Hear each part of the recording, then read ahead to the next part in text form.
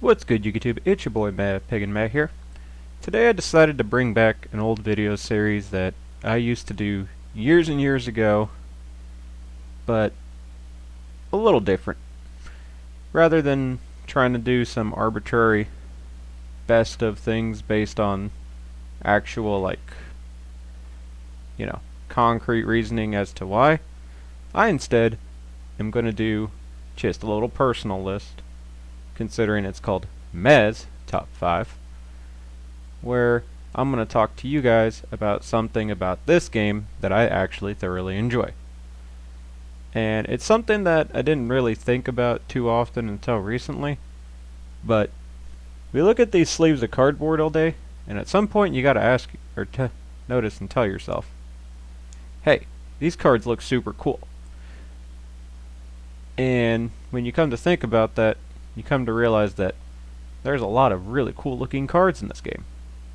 So, with that in mind, I decided to compile a shorthand list of my top 5 favorite artworks in Yu-Gi-Oh! So, let's get to this. At number 5, we have the Winking Winged Kuriboh.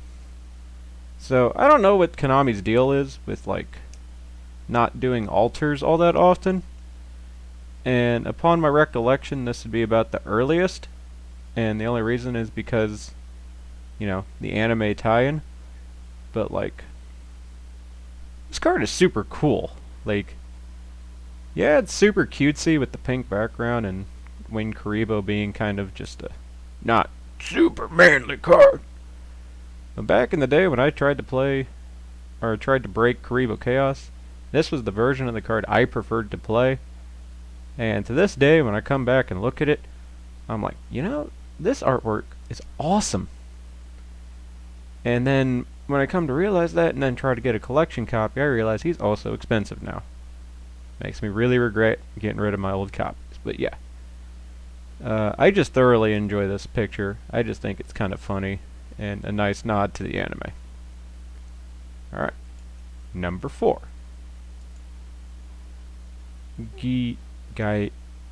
This chick. Overall, the anniversary pack arts were all fantastic, including the Dark Magician and the Dark Magician Girl. But upon re-inspecting all the pictures, I'm not going to lie to you, this card is probably my favorite. Why? Well, the original looked like this. I mean, not a terrible card, but to take something kind of just, weird structure deck filler, and then turn it into something so elegant you want to find every excuse to play it, that takes a lot of, effort. And also, this is some of the few cards with the actual signature of the artist on there, which, in all honesty, I think Konami should do more often, but for some reason they don't, and that's annoying. And also, the first time I remember really seeing, or this would be one of the first few cards I can remember just seeing, picking up, and being like, holy crap, this is fantastic looking. As the person using it on me was using it to ARA a Herald of Perfection on me. So I always have that memory of this card. But yeah. Ginyatko Megami is my number 4 pick for the best art in Yu-Gi-Oh! Number 3. Tardiork. So Tardiork here is kind of a retrained version of Giant Orc from way back when. And why do I like this card? Because it's one of the first few instances of them just taking their lore, and instead of trying to tell some overly complicated story, they just had fun with it.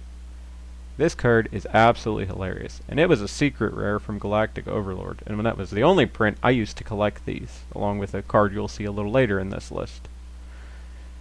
And yeah, for some reason it just always tickled my fancy. Then Konami just kind of goes off the rails, kind of like all the cards with Sangan in them that they've made over the years, where he's going in and out of banlist jail. It's just quite hilarious. And the whole tour bus thing, and the fact that the second goblin guy is actually sitting there in the tour bus, pissed off that Tardiork is late for the tour bus, just in a really stupid, childish way, just absolutely tickles my fancy beyond comprehension.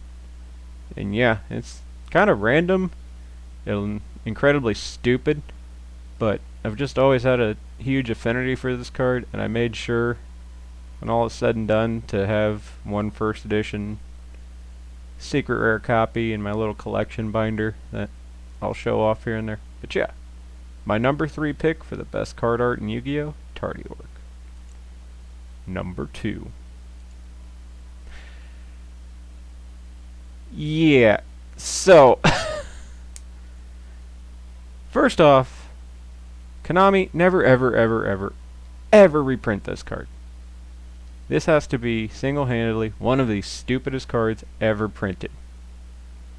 It is just this gross, absolutely abhorrently awful attempt at trying to be hip and urbanized with your card design. I'm pretty sure, like, yeah, this is just one of the stupidest things I have ever seen in this history of this entire game. The joke is stupid, and the picture is absolutely horrendously awful, and the card itself isn't good. I absolutely adore this fucking card. Not gonna lie to you people, I have been collecting it since the day it came out, and I almost have an entire binder full of this card. This was maybe the first card I ever saw and was like, I don't care, I want this, and I want as many of this as humanly possible. So if you have any, you need to slide into my DMs and give me all the copies of this terrible, terrible card. Really, it's the thing with this card in me is just that it's so bad it's good. Like, it is an absolutely awful picture, a stupid name that kind of like Tardy Orc before it, which in French is Orc de Retard. This card in multiple languages just gets even better, because in Spanish it's d-chicos, and I forgot if it was Germany or France, but it's actually d-rapas. So just the tone deaf nature just gets accentuated well beyond UA perfect ass levels. And yeah, because of that, this is probably my second favorite card design in all of Yu-Gi-Oh! And what's number 1? Well, number 1. Yeah. So, I don't know what Konami's been doing in the last couple of years, but for some reason they have absolutely stepped up their waifu game, and this is maybe the most elegant card I have ever seen them make. Like, all the plant lady card thingy, weird black rose shenanigans, I don't care. This first time I ever saw this card, I was like, I must own that. And then I saw the price, and I was like, I will wait for that. And now there's a secret rare print that makes the foiling look even more magnificent on this card. And I am like, I am glad I finally get to have this card. It's really just that it's a clean and elegant card. I mean, yeah, because it's a synchro, the white on her can be a bit overbearing, but like, dude, look at these beautiful blue roses. Just the fact that her dress is this giant rose. The thorns, you know, is a nice metaphor for all the other stuff. And just the fact that the card is like nice, clean, and just pristine looking. Like, how can you not look at that and not think this is like the best art design card in this whole game? The answer is you can't, because this is the best. Because it's number 1 on my list, and my list is the only list that matters, so yeah. Well, there we go, people. My top 5 card arts in Yu-Gi-Oh! Clearly, you're going to disagree with me, so there's a comment section. Why don't you tell me what you think down there? Make sure to like, comment, favorite, subscribe to the channel, and all that jazz. And yeah, this is Meh, pigandmeh, signing out.